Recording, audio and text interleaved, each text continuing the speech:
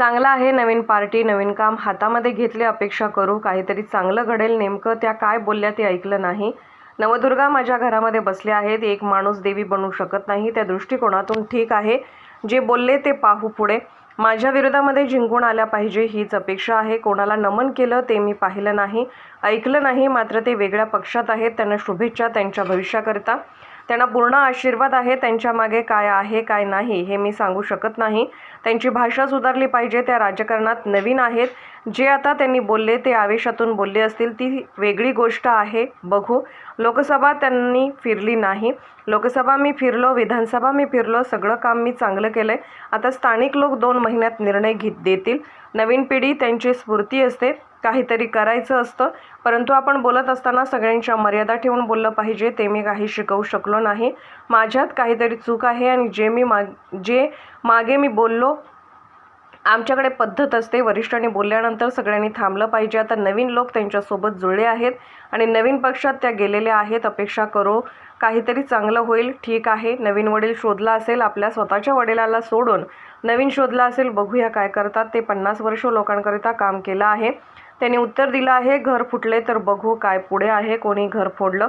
मी तर सांगत होतो साहेबांनी असे करू नये. आता जे झालं ते घडलं. आता घोडा मैदान समोर आहे. मला 50 वर्ष झाली, त्यांना 8 वर्ष झाली. त्यांना अजून खूप शिकायचं आहे. त्यांनी गडचिरोली सांभाळलं तर मी कुठे होतो? भारतातच होतो. बाबा, आज तुमच्या मुलींनी प्रवेश केलेला आहे, पक्षप्रवेश केलेला आहे आणि बऱ्याच गोष्टी त्यांनी त्या बोललेल्या आहेत. चांगलं आहे. नवीन पार्टी, नवीन काम हातामध्ये घेतलं आहे. अपेक्षा करू काहीतरी चांगलं घडेल. माझ्या कार्यकर्त्यांना हात लावला तर कापून काढेन, ही धमकी त्यांनी कुणाला दिली असावी असं आपल्याला वाटतं? मी ऐकलं नाही ते. तुम्ही दुधारी तलवारीचा उल्लेख केलेला होता. मात्र ते बोलले की माझ्याकडे 10 हात आहे आणि आता मी चंडिका पण आहे आणि नवदुर्गा पण आहे. ठीक आहे, नवदुर्गा तर माझ्या घरामध्ये बसलेला आहे. एक माणूस देवी बनू शकत नाही.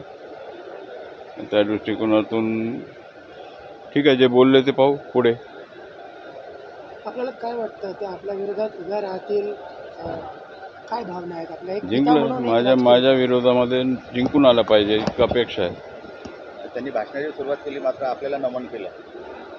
त्यामुळे ऐकलो नाही. कोणाला नमन केलं, काय केलं हे मला माहीत नाही. परंतु आता ते वेगळ्या पक्षातून उभं आहे, चांगलं आहे. शुभेच्छा त्यांच्या भविष्याकरता. पण वेगळ्या पक्षात गेल्यानंतर त्यांची जी भाषा आहे ती कुठेतरी अशी धमकीवजा भाषा वाटत होती एकंदर. म्हणजे तुम्ही कसं बघता, वडील म्हणून तुम्ही एवढं? असं आहे, त्यांच्यावर पूर्ण आशीर्वाद आहे. त्यांच्या मागे काय आहे काय नाही हे मी काय सांगू शकत नाहीत. त्यांच्या भाषा ते सुधारला पाहिजे. नवीन आहेत राजकारणामध्ये, काहीतरी इतकं वर्ष सोबत राहून शिकलं पाहिजे. ठीक आहे, जे आता त्यांनी बोलला, आवेशातून बोलला, कोणीतरी चढवलं की काय झाला ते वेगळं गोष्ट आहे. बघू. अगोदर पूर्ण विधानसभा लोकसभा पिंजून लावलं आणि नंतर मग मला गाजर दाखवलं. नाही, लोकसभा त्यांनी फिरलं नाही. लोकसभा मीच फिरलो, विधानसभा मीच फिरलो, सगळं कामं मीच आणलो आणि सगळं काम मीच केलेलं आहे. ते लोक आता निर्णय देतील 2 महिन्यात जे काय होईल. एक जनरल प्रश्न विचारतो सगळ्याच राजकीय नेत्यांच्या संदर्भात, की कुठेतरी असं वाटतं का की महत्त्वाकांक्षामुळे जी नवीन पिढी आहे ती काही गोष्टी विसरत आहे? काय एक जनरल काय वाटतं? नाही, चांगलं आहे. ते नवीन पिढी फार त्यांचा स्फूर्ती असते, काहीतरी करायचं असते. परंतु आपण बोलत असताना सगळ्यांच्या मर्यादा ठेवून बोललं पाहिजे. हे थोडंफार ते काय मी शिकू शकलो नाही. हे माझ्यामध्ये काहीतरी चूक आहे.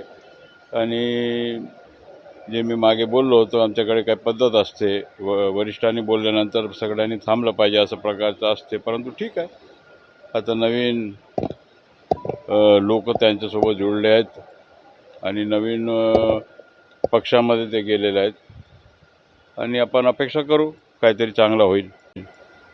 बाबा, तुम्ही त्या दिवशी बोलताना अहिरीच्या सभेमध्ये बोलले होते की माझी मुलगी जी आहे तीच माझ्यासोबत वैर करत आहे, हे म्हणजे अशा मुलींबद्दल काय बोलायचं. परंतु आज त्या ठिकाणी जयंत पाटील आणि इतर नेत्यांनी म्हटलं आहे की एक बाबा जरी गेले असले तरी पवार साहेबांसारखे दुसरे बाबा तुझ्या पाठीशी उभे आहेत. नाही, ठीक आहे, नवीन वडील त्यांनी शोधला असेल.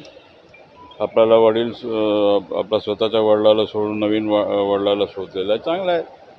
बघू काय करतात ते. आपण लोकांकरता काम केलेलं 50 वर्ष, आपण लोकांकरता हिताकरता काम केलेलं लोक. आता तुम्ही पाहिले, तुम्ही ऐरीला दोन्ही सभा, आपण इकडे आपण ऐरीला आला नसाल, परंतु पहिला सभा आपण पाहिला, आताच सभा पाहिलं. काय फरक आहे हे तुम्हाला माहीत. मी कशाला जास्त बोललं पाहिजे. धर्मराव बाबा, खरं तर भाजपवर आरोप होतो ते घर फोडण्यात येतं, पण आता परत आपलंच घर फुटलेलं आहे या सगळ्या राजकारणामध्ये. काय प्रतिक्रिया आहे? नाही, आता ते त्यांनी उत्तर दिलं ना, काय घर फुटला नाही म्हणून. आता घर फुटलं नाही तर आता बघू काय काय पुढे आहे.